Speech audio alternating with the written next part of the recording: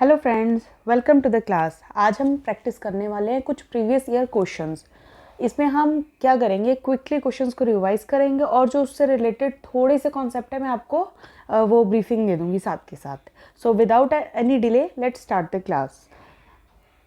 हमारा first question है, JavaScript is an dash language.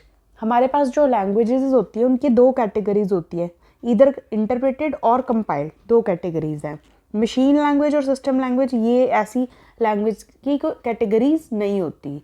Basic हम अगर मतलब लेमैन लैंग्वेज में कहे तो हम कह सकते हैं सिस्टम लैंग्वेज, मशीन लैंग्वेज, लेकिन जो मतलब प्रॉपर कैटेगरीज होती है वो दो ही तरह की लैंग्वेजेस होती है, इधर इंटरप्रेटेड और कंपाइल्ड। अब हम बात कर रहे हैं जावास्क्रिप्ट की। जावास्क्रिप्ट हमारी है इंटरप्रेटेड लैंग्वेज। फाइन। अब इंटरप्रेटेड और कंपाइल्ड में डिफरेंस क्या होता है? इंटरप्रेट चलता है लाइन बाय लाइन, फाइन, और जो कंपाइल्ड होता है वो कंप्लीट प्रोग्राम आपका ट्रांसलेट होता है आपका मशीन कोड में। मेन डिफरेंस तो इसमें ये रहता है, डेप्थ में हम अगली क्लास में पढ़ेंगे। अब आपको एक चीज़ और याद रखनी है जो हमेशा पेपर में पूछी जाती है, इंटरप्रेटेड की एग्जाम्पल्स आपको याद रहनी चाहिए, उसी तरह आपको कंपाइल्ड की याद रहनी चाहिए। कंपाइल्ड में आपके पास लैंग्वेजेस आती हैं C, C plus plus, C sharp, fine. और इंटरप्रेटेड में आती है आपकी जावास्क्रिप्ट आती है, पाइथन आती है, पीएचपी आती है एंड रूबी आती है, फाइन। ये क्वेश्चंस हमेशा पेपर में पूछे जाते हैं। कंपाइल्ड की एग्जांपल कोई दे देगा या फिर इंटरप्रेटेड के दे देगा, पूछ लेगा लाइक दिस जो हमने क्वेश्चन किया। उसके बाद चलते हैं नेक्स्ट क्वेश्चन में। Which of the following are universal gates that can be use to realise the function of any combinational circuit. Universal gates means वो गेट्स जिनको यूज करके हम किसी भी तरह का सर्किट ड्रॉ कर सकते हैं। तो यूनिवर्सल गेट्स की कैटेगरी में आता है हमारा नैंड एंड नॉर, फाइन।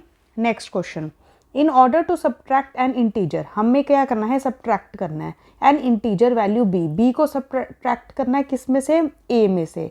तो हम इस सब्ट्रैक्शन वाला काम कैसे करते हैं? हम बी का करेंगे टूज कॉम्प्लीमेंट और उसको ऐड कर देंगे ए में। सो हमारा आंसर क्या होएगा? B comma A, fine. अब हमारा है next question, which of the following C plus plus operators cannot be overloaded. वो ऑपरेटर्स जिसको हम ओवरलोड नहीं कर सकते, फाइन। अब इसमें हमारा जो स्कोप रेजोल्यूशन ऑपरेटर है इसको हम ओवरलोड नहीं कर सकते। ओवरलोडिंग का क्या मतलब होता है? एक ही ऑपरेटर के मल्टीपल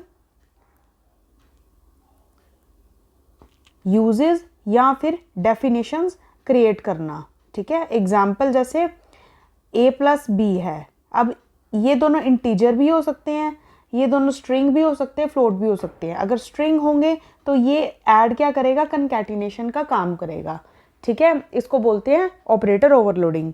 इसमें हमारा स्कोप रेजोल्यूशन ऑपरेटर ऐसा ऑपरेटर है जिसकी हम ओवरलोडिंग नहीं कर सकते। इसके साथ साथ हमारे पास दो ऑपरेटर्स और हैं जिनकी ओवरलोडिंग पॉसिबल नहीं है। एक तो है ये टर्शरी ऑपरेटर और दूसरा है साइज ऑफ ऑपरेटर्स। सो आपको ये तीन ऑपरेटर्स याद रखने हैं जिनका ओवरलोडिंग पॉसिबल नहीं होती, फाइन। अब नेक्स्ट क्वेश्चन करते हैं, fifth question, which of the following statement about semiconductor memory cells is false. हमने फॉल्स बताना है। सेमीकंडक्टर मेमोरी सेल्स, हमारी जो मेमोरी होती है वो हमेशा बिट्स की फॉर्म में होती है, 0 और 1 की फॉर्म में होती है। तो ये वाला क्या है? True, fine. उसके अंदर हम मेमोरी के अंदर राइट भी कर सकते हैं और रीड भी कर सकते हैं, तो ये भी ट्रू है और ये भी ट्रू है। तो ये हो गया हमारा गलत।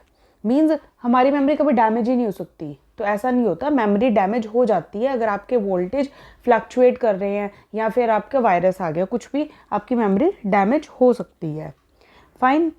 Next question is sixth one, what will be the size number of cells of K-map to simplify a boolean function of 5 variables। जब हम 5 variables को करना चाह रहे हैं evaluate, तो हमें कितने वो चाहिए, number of cells कितने चाहिए?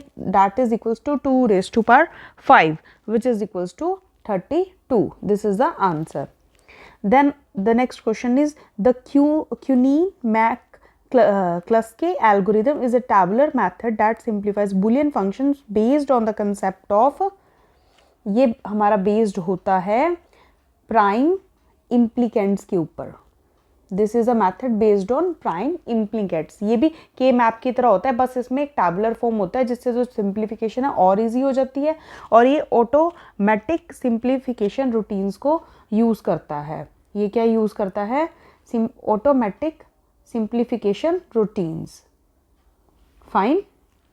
Next one, which of the following is not a valid feature of Java programmes. अब जावा की बात करते हैं. जावा भी हमारी क्या है? हाई लेवल लैंग्वेज है. Fine. This is a high level language. ये ऑब्जेक्ट ओरिएंटेड है. येस. आर्किटेक्चर न्यूट्रल है. Yes. Architecture neutral means hardware independent. Fine. Multi threaded भी है. Non portable. This is false. This is portable. आप कोई भी programme बनाते हैं किसी भी किसी भी सिस्टम पे, तो आप उसको दूसरे सिस्टम पे भी रन कर सकते हैं. So this one is wrong. Which of the following is a sequential organization of data in which an element is inserted at the last. अब आपके पास ऐसा डाटा स्ट्रक्चर है जिसपे लास्ट में एलिमेंट हम इंसर्ट कर सकते हैं और फर्स्ट पोजीशन से पॉप कर सकते हैं. तो ऐसा कौन सा होता है? Q. Fine. Next one, what is the hexadecimal equivalent of decimal number 491.25. ये हम ब्लैक बोर्ड पे मैं आपको सॉल्व करके बताती हूँ. हमारे पास क्या है? 491.25. ये आपका है डेसिमल में. इसको आपने करना है हेक्सा डेसिमल में. इसको हेक्सा डेसिमल में करने से पहले आपको इसको करना पड़ेगा बाइनरी में. फाइन. इसको बाइनरी में कन्वर्ट करने के लिए आप क्या करेंगे? इसको आप 491 को करेंगे 2 से डिवाइड. 2 2 ज़ा 4, 2 4 ज़ा 8, 1 कैरी, 2 5 ज़ा 10, 1 आपके पास आ गया रिमाइंडर. 2 1 ज़ा 2, 2 2 ज़ा 4, 2 2 ज़ा 4, 1 आया आपके पास रिमाइंडर. 2 6 ज़ा 12, 2 1 ज़ा 2 0, 2 30, 1 आया रिमाइंडर. 2 15 रिमाइंडर आया 0, 2 7 ज़ा 14 रिमाइंडर आया 1, 2 3 ज़ा 6, 1 रिमाइंडर, 2 1 ज़ा 2, 1 रिमाइंडर. तो आपके पास ये जो इसका बाइनरी क्या आ जाएगा? 1 1 1 1 0 1 0 1 1. फाइन. अब आप इसकी ग्रुपिंग करेंगे 4 4 में हेक्साडेसिमल में जाने के लिए. तो आपके पास यहाँ पे आ गया 1, ये आपका बन गया ई और ये आपका बन गया बी. फाइन. अब आपके पास ये पार्ट बचा 0.25. आप इसको करेंगे 2 से मल्टीप्लाई. तो आपके पास आंसर क्या आएगा? 0.5 आगे 0 है तो यहाँ पे आ गया 0. उसके बाद आपका 0.5 को आप 2 से फिर मल्टीप्लाई करेंगे 1, तो आपका यहाँ पे आ गया 1. अब आपको इसको करना है हेक्साडेसिमल में 0.01, तो ये आपका बन गया 4.4. This is your answer. So आपका आंसर है दिस वन. फाइन. उसके बाद next question, which of the following is not a valid characteristic of data warehouse. Data warehouse क्या होता है? आपका एक वेयर हाउस है जिसके अंदर बहुत सारा डाटा है और डेली उसमें डाटा आ रहा है. अब उसके क्या फीचर्स होते हैं? वो टाइम वेरिएंट होता है. येस, टाइम के साथ डाटा चेंज करता है. आपके दिमाग में भी जो डाटा है टाइम के साथ चेंज करेगा, तो उसी तरह डाटा वेयर हाउस में भी डाटा वेरी करता है. सब्जेक्ट ओरिएंटेड रहते हैं. साइंस के अलग डाटा वेयर हाउस होंगे, मैथ्स के अलग. फाइन. इंटीग्रेटेड, बहुत सारे सोर्सेज से डाटा को कलेक्ट करके एक जगह रखते हैं. सो this is a feature.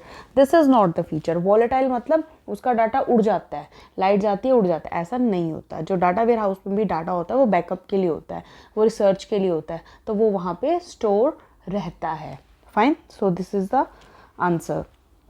Next 12th question, state whether the following sentences are true or false. JavaScript forms automatic form validation is enabled using the required attribute. Yes, this is true. JavaScript cannot manipulate HTML styles. This is false. So your answer is this. आपका जो JavaScript है वो HTML styles को manipulate कर सकता है. और अगर आपको ये form validations लगाना है तो आप जो attributes है ना उसको enable करके लगा सकते हैं. So this is your answer. Next question, HTML is an markup language. ये तो इसकी डेफिनेशन में ही है, hyper text markup language. Fine. ये क्वेश्चन काफ़ी इजी था. Now 14th one, In animation, the process of creating intermediate frames between the start and end position of two key frames is called. ये आपका start frame, ये आपका end frame, ये आपके key frames है. इसके बीच में जो frames creation है, that is known as twinning. उसको क्या बोलते हैं? Twinning. Fine. Now next question. Next question is, which of the following relationship categories of UML describes the inheritance relationship of the object oriented world? अब inheritance क्या होता है? Inheritance होता है जो parent है उससे जो child है properties को inherit करता है.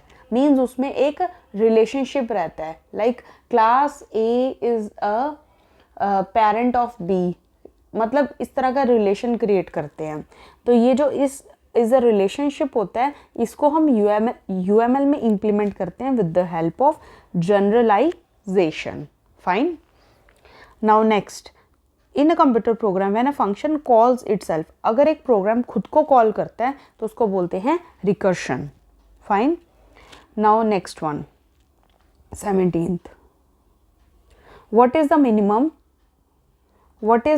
minimum number of two input NAND gates to implement a boolean function this one? अब आपके पास मिनिमम नंबर ऑफ गेट्स पूछा, मिनिमम आपको कितने चाहिए. अब आप देखो आपको क्या ऑपरेशन, पहले आपको इन दोनों को मल्टीप्लाई करना है, इसके लिए एक गेट चाहिए, इन दोनों को करने के लिए एक गेट चाहिए, फिर इन दोनों का जो रिजल्ट है उसको कंबाइन करने के लिए एक गेट चाहिए. तो मिनिमम आपको कितने गेट चाहिए? 3 गेट्स चाहिए. Now next question, JavaScript is use to. हम जावास्क्रिप्ट किस लिए यूज़ करते हैं? जावास्क्रिप्ट हम यूज़ करते हैं बिहेवियर को बताने के लिए. ठीक है, अगर आपको पेज का कंटेंट ही बताना है तो आप HTML यूज़ कर सकते हो, लेआउट भी आपका HTML से होता है, लेकिन बिहेवियर आप HTML से अपनी जो डायनेमिक साइट्स हैं वो नहीं बना सकते. तो आपको डायनेमिक साइट्स बनाने के लिए उसके बिहेवियर के लिए क्या यूज़ करना पड़ता है? JavaScript. Fine. Now 19th question, which of the following statement about vector mask in Adobe Photoshop is false? जब आपकी वेक्टर मास्क की बात होगी आपने हमेशा याद रखना है वेक्टर मास्क हमेशा लेयर्स पे काम करता है बट नॉट ऑन पिक्सल्स पे काम नहीं करता. तो इसलिए आपका आंसर हो जाएगा सी वाला. फॉल्स में क्या आएगा? It is made of pixels. Fine. Which of the following browser support VB script को कौन सपोर्ट करता है? सिर्फ इकलौता हमारा इंटरनेट एक्सप्लोरर ही सपोर्ट करता है VB को. Fine. Now next, which of the following programming languages is used to create flash graphics for Adobe flash player? Flash graphics को क्रिएट करने के लिए हम क्या यूज़ करते हैं? Action script. हम यूज़ करते हैं action script. Now next one, in JavaScript location object is a property of. Location किसका है? जावास्क्रिप्ट के अंदर सबसे पहले क्या होती है आपकी? विंडो के अंदर आप मल्टीपल ऑब्जेक्ट्स को फिट करते हो. ऑब्जेक्ट्स कैसे फिट होते हैं? अपने लोकेशन के अकॉर्डिंग. सो लोकेशन ऑब्जेक्ट किसका पार्ट है? विंडो ऑब्जेक्ट का. Fine. Now next 23rd, which of the following statements related to Java is false? क्या स्टेटमेंट फॉल्स है ये चेक करना है. Fine. Java is a case sensitive language. This is true. Fine. उसके बाद all class names should start with an upper case letter. Yes, this is true. It is not mandatory for the name of the program file to exactly match the class name. This is false because ऐसा mandatory है, आपको mandatory करना पड़ेगा. So this is false and this is your answer. और method name हमेशा lower case से start होते हैं. फाइन.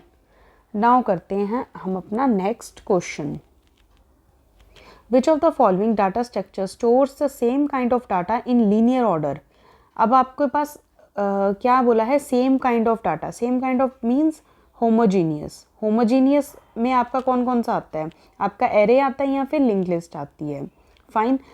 एरे क्या होता है? लेकिन उसने पूछा not necessary in the continuous memory location. Array आपका कॉन्टिन्यूस मेमोरी लोकेशंस पे जाता है. सो एरे तो आंसर है नहीं, तो इसका आंसर है linked list. Fine. How many process switches takes place when a running process request for an IO? जब आपका कोई IO रिक्वेस्ट आती है तो आपके कितने प्रोसेस स्विच होते हैं?